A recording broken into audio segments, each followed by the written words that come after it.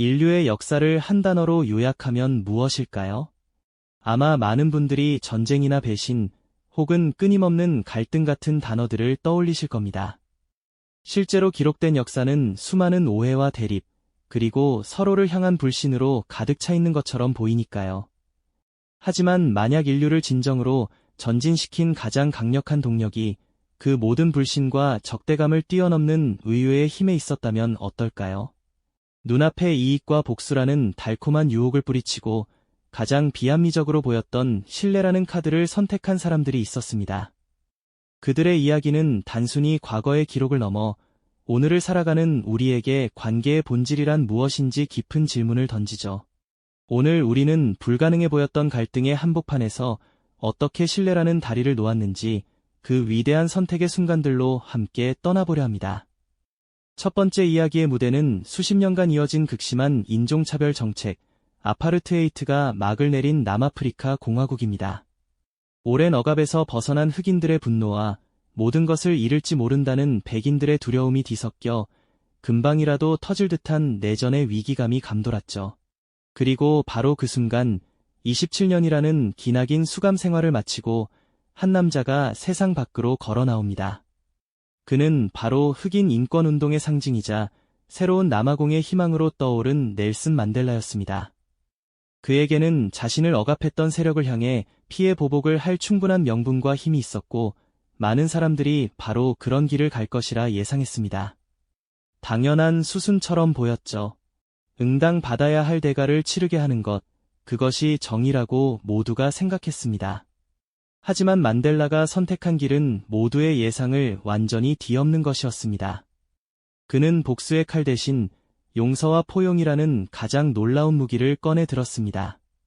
이는 그저 감상적인 구호에 그치지 않았습니다. 그는 자신들을 억압하던 백인들의 상징과도 같았던 럭비 대표팀을 해체하는 대신 오히려 직접 경기장을 찾아가 그들을 응원하고 껴안는 모습을 보여주었죠.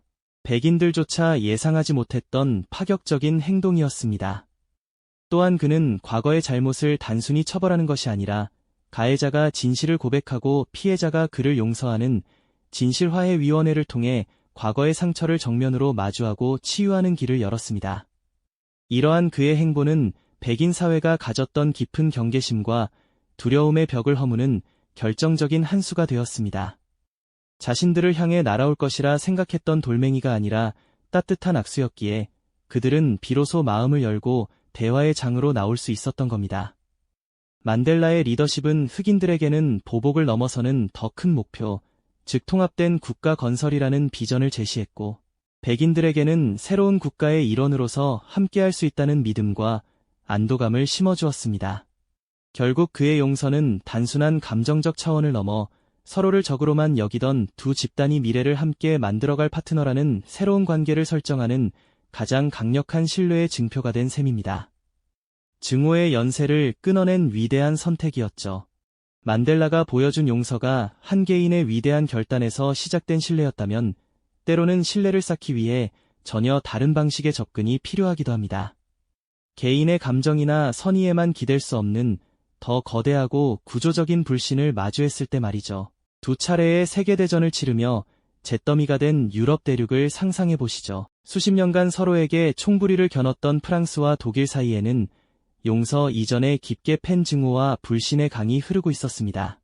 언제든 다시 터질지 모르는 전쟁의 공포가 대륙 전체를 짓누르고 있었죠.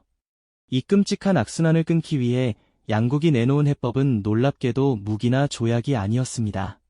바로 전쟁의 심장과도 같았던 석탄과 철강의 생산을 공동으로 관리하자는 당시로서는 상상하기 힘든 제안이었죠. 이것은 유럽 석탄 철강 공동체 ECSC의 시작이었습니다. 이것은 단순히 경제 협력을 하자는 차원을 넘어섭니다. 상대방이 몰래 무기를 만들 수 없도록 서로의 군수 산업 기반을 투명하게 들여다보고 경제적 운명을 하나로 묶어버리는 극약 처방이었던 셈입니다. 즉, 서로를 믿지 못하겠으니 아예 믿을 필요가 없도록 서로를 의존하게 만드는 시스템을 설계한 것입니다. 처음에는 불편하고 어색한 동거였을 겁니다. 어제의 적과 함께 광산과 제철소의 미래를 논의해야 했으니까요. 하지만 함께 땀 흘리고 공동의 이익을 추구하는 과정 속에서 불신의 얼음은 서서히 녹기 시작했습니다. 전쟁의 폐허 위에서 경제 부흥이라는 공동의 목표가 싹튼 것이죠. 결국 이 실용적인 선택은 감정적인 적대감을 뛰어넘는 가장 강력한 신뢰의 토대가 되었습니다. 프랑스와 독일의 화해를 이끌어냈을 뿐만 아니라 오늘날 유럽연합이라는 거대한 평화 공동체의 초석이 되었으니까요. 상호 의존이라는 현실적인 필요가 역사의 물줄기를 바꾼 위대한 사례입니다. 이처럼 국가 단위의 거대한 시스템을 통해 신뢰를 구축하는 방법도 있지만 만약 그 시스템조차 존재하지 않는 혼돈의 상황이라면 어떨까요? 모든 것이 불확실하고 당장 내일의 생존을 걱정해야 할 때 신뢰는 과연 어디에서부터 시작될 수 있을까요? 미국 독립전쟁 당시 조지 워싱턴이 마주한 현실이 바로 그랬습니다. 그가 이끌던 대륙군은 오합지졸에 가까웠고 식민지 정부는 분열되어 제대로 된 지원조차 해주지 못하는 절망적인 상황이었죠. 그의 가장 큰 적은 막강한 영국군이 아니라 아군 내부에 퍼져있던 절망과 불신이었습니다. 특히 혹한의 겨울을 보내야 했던 벨리포지의 막사는 그야말로 지옥과도 같았습니다. 굶주림과 추위, 질병 속에서 병사들은 희망을 잃고 쓰러져갔고 군대의 사기는 땅에 떨어져 있었습니다. 언제든 군대가 와해되어도 이상하지 않을 위태로운 순간의 연속이었죠. 문제는 이런 물리적인 고통만이 아니었습니다. 병사들은 자신들의 희생을 알아주지 않는 정치인들에게 분노했고 각기 다른 출신 지역의 병사들은 서로를 의심하며 반목했습니다. 하나의 목표 아래 뭉쳐야 할 군대가 사분오열될 위기에 처한 것입니다. 바로 그 순간 워싱턴은 리더의 신뢰가 어디에서 비롯되는지를 온몸으로 증명하기 시작합니다. 그는 따뜻한 관저에 머무는 대신 병사들과 똑같이 눈보라를 맞으며 막사를 순찰하고 그들의 고통을 직접 어루만졌습니다. 부족한 보급품이 도착하면 병사들에게 먼저 나누어 주었고 정치인들에게는 끊임없이 편지를 보내 병사들의 처우 개선을 끈질기게 요구했습니다. 그의 모든 행동은 단 하나의 메시지를 향하고 있었죠. 바로 나는 결코 여러분을 포기하지 않는다는 것이었습니다. 이러한 솔선수범과 굳건한 원칙은 절망에 빠진 병사들의 마음을 움직이기 시작했습니다.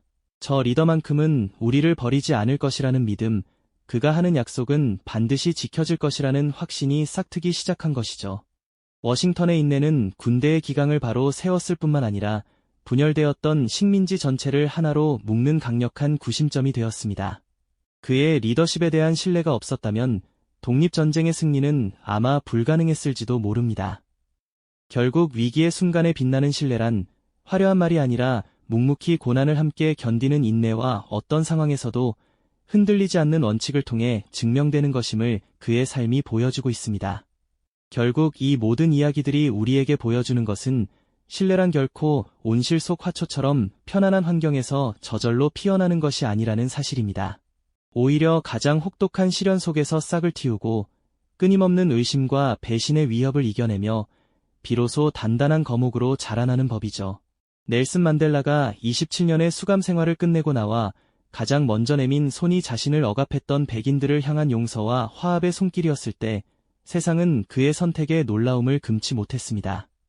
충분히 복수의 칼날을 갈 수 있었음에도 그는 과거가 아닌 미래를 위한 신뢰를 선택하는 희생을 보여주었습니다. 마찬가지로 수세기 동안 서로에게 총부리를 겨누었던 프랑스와 독일이 전쟁의 잿더미 위에서 석탄과 철강이라는 경제적 이해관계를 공유하기로 결정했을 때 그 선택의 이면에는 더 이상 과거의 방식으로 살 수 없다는 처절한 자기반성과 미래 세대를 위한 책임감이 담겨 있었죠. 결국 역사의 물줄기를 바꾼 결정적인 순간에는 언제나 이처럼 눈앞의 이익이나 감정적인 보복을 넘어서는 위대한 선택이 존재했습니다. 그리고 그 선택의 본질은 바로 희생과 원칙, 그리고 그것을 증명하는 꾸준한 행동을 통해 불가능해 보였던 신뢰를 쌓아 올리는 과정이었습니다.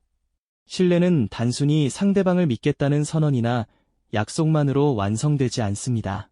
나의 가장 연약한 부분을 드러내 보일 용기가 필요하고 때로는 나의 이익을 기꺼이 포기할 줄 아는 희생정신이 뒤따라야만 하죠. 상대방의 이익이 곧 나의 이익이 될 수 있다는 상호 존중의 자세가 없다면 신뢰는 모래성과 같습니다. 이것이 바로 만델라와 슈만, 그리고 워싱턴이 각기 다른 시대와 장소에서 증명해 보인 리더십의 핵심이었습니다. 그들은 신뢰를 얻기 위해 화려한 구호를 외치지 않았습니다.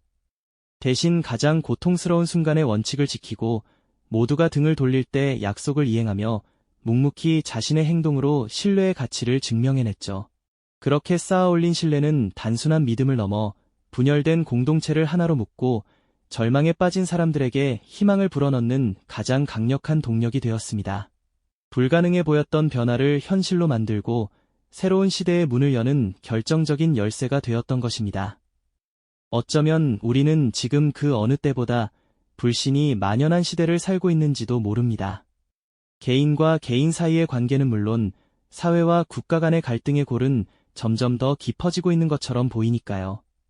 서로를 향한 의심의 눈초리는 날카로워지고 작은 오해는 쉽게 증오로 번지곤 합니다. 이처럼 복잡하고 불확실한 세상 속에서 오늘 우리가 함께 살펴본 역사의 지혜는 우리에게 매우 중요한 질문을 던집니다. 과연 우리는 과거의 상처와 눈앞의 이익에 얽매여 서로를 밀어낼 것인가, 아니면 더 나은 미래를 위해 용기 있는 신뢰의 선택을 할 것인가 하는 문제죠. 역사는 신뢰라는 것이 얼마나 깨지기 쉬운지를 보여주는 동시에 그것이 인간이 만들어낼 수 있는 가장 강력한 연결고리이자 가장 위대한 유산이라는 사실 또한 분명히 증명하고 있습니다. 신뢰는 결코 완성된 형태로 주어지는 것이 아니라 우리 각자의 선택과 행동을 통해 만들어가는 과정 그 자체입니다. 결국 우리 앞에 놓인 과제는 명확합니다. 불신이 낳은 벽을 허물고 신뢰의 다리를 놓는 것, 그리고 그 다리를 통해 함께 더 나은 미래로 나아가는 것이죠. 그 위대한 여정은 아주 사소해 보이는 약속을 지키는 작은 행동에서부터 시작될 수 있습니다. 우리가 서로의 취약성을 보듬어 안고 눈앞의 이익보다 더 큰 가치를 위해 기꺼이 손을 내미는 용기를 낼 때 역사가 증명했듯 우리는 어떤 위기 속에서도 새로운 희망을 만들어낼 수 있을 것입니다. 신뢰를 회복하고 더 나은 세상을 만드는 일은 바로 지금 우리의 손에 달려 있습니다.